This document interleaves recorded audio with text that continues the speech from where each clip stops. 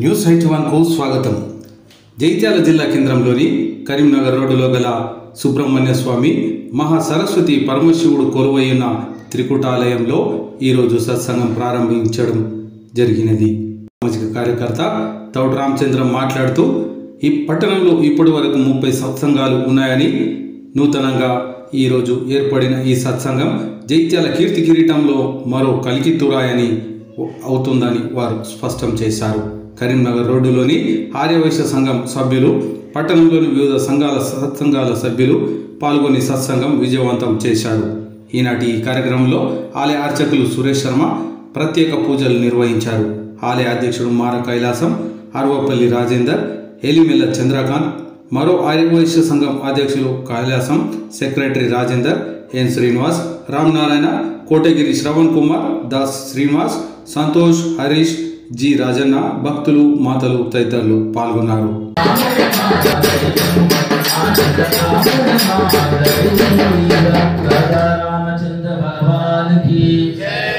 శివుడు తాండవము చేయునమ్మా, కైలాసగిరిపై శివుడు తాండవము చేయునమ్మా, కైలాసగిరిపై శివుడు తాండవము చేయుచు నిత్యం, శివుడు తాండవము చేయుచు నిత్యం, శివుడు తాండవము చేయునమ్మా, కైలాసగిరిపై శివుడు తాండవము చేయునమ్మా, దేవుడే కాలము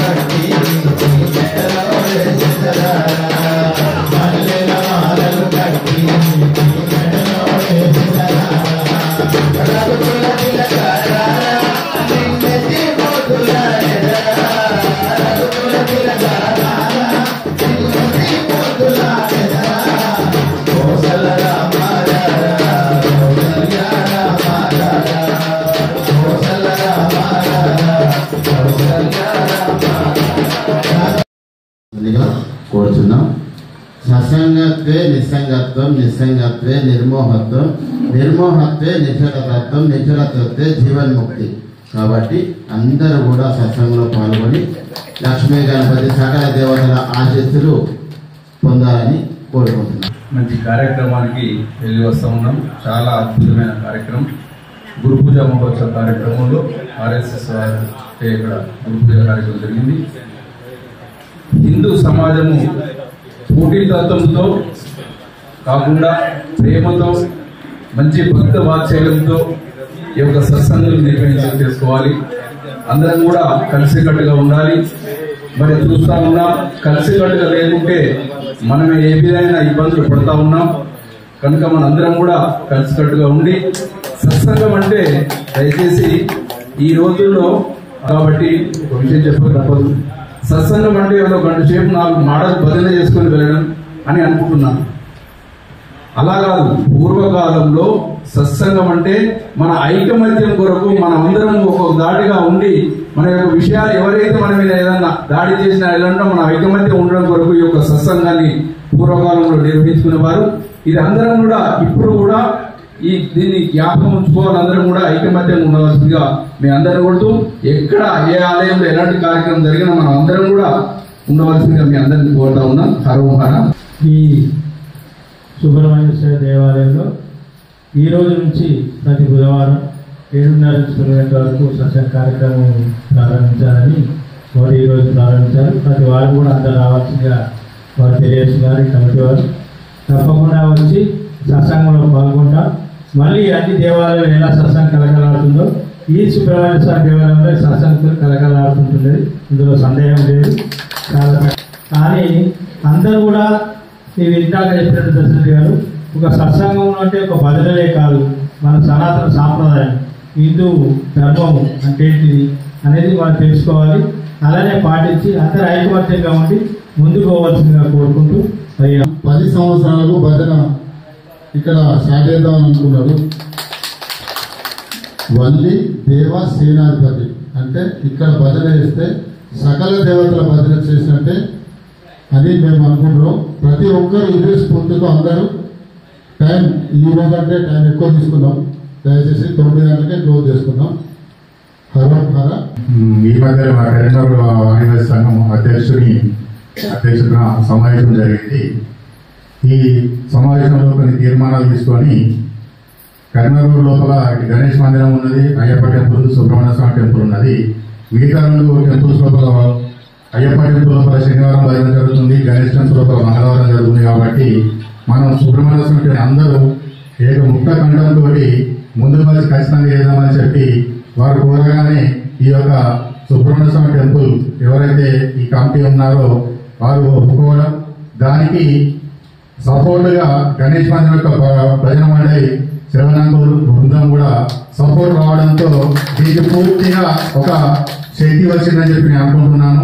మరి మీరు మమ్మల్ని గాడి పడ భజన ఇలానే గణేష్ మందిరం ఎలా అయితే ప్రతి మంగళవారం నాడు మీరు ప్రొద్దున వచ్చి ఎలా ఖచ్చితంగా ఒకవేళ సోమవారం నాడు రాత్రి సంకష్ట వస్తే 11-12 దాకా గణేష్ టెంపుల్లోనే ఉంటారు.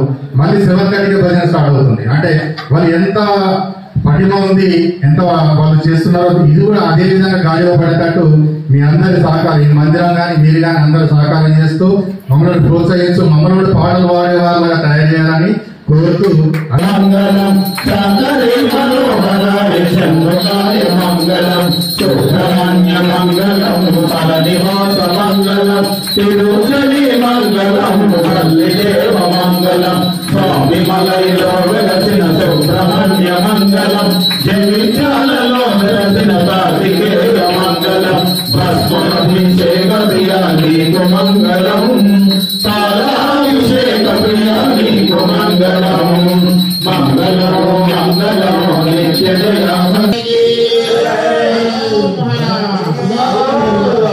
శంకర మహాదేవ సరస్వతి మాతా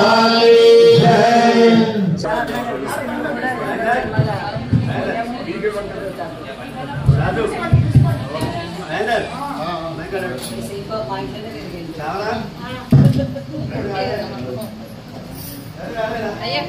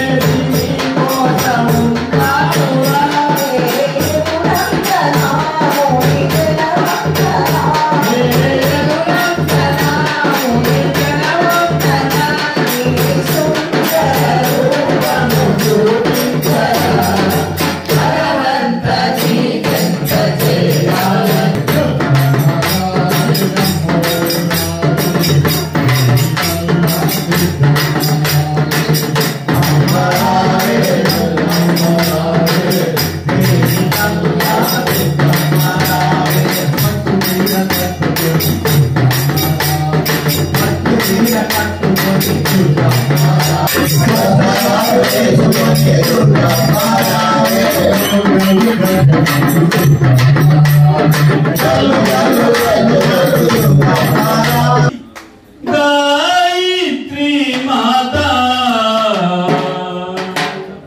मी सुंदर रूपं ఎంత దూసిన తనివి తీరదు అమ్మలగన్నా అమ్మ గాయత్రి మాత అమ్మలగన్నా అమ్మ సుందర రూపం ఎంత దూసిన తనివి తీరదు